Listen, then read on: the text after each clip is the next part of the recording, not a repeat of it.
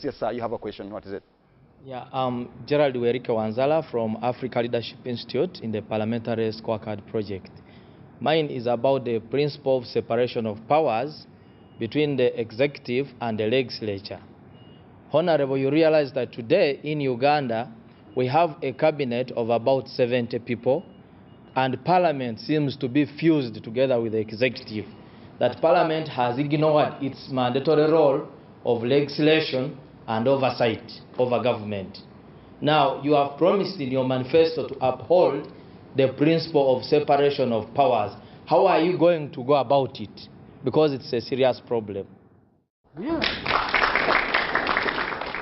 Simple. Be constitutional. Lead by the rule of law. Respect the institutions of governance. That's all. Another question from the audience?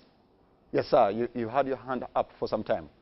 Now, Mr. Bidandai, your manifesto is rich with pertinent issues that have been affecting the ordinary citizens for over 20 years. Things like poor roads, the political instability in the north, the poor health services, the poor electrification, despite the fact that we manufacture on electricity.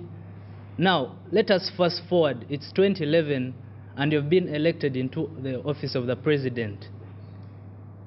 Your manifesto stipulates that you're going to serve in that office for only one term. Do you think only 5 years is a realistic duration in which to rectify issues that have been affecting the ordinary citizens of Uganda for over 20 years? Or it was a mere strategy of your team so that you were voted into office?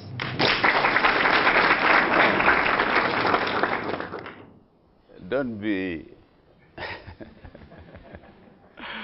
be deceived. There is no single human being who can solve the problems of this country in a period of 5 years, not even of 10 years, when you consider all where we are at the moment. But what is important? Can we stop the trend and think of laying a foundation for another trend? And my concern here is to lay a foundation for a new essence of leadership. That's why, for me, I am focusing leadership, because that is the medicine. That is the cause of all these other problems. You see, our president has done the best. There's no question about it. He has done his best. And that's why I usually say that I have no personal problem with him.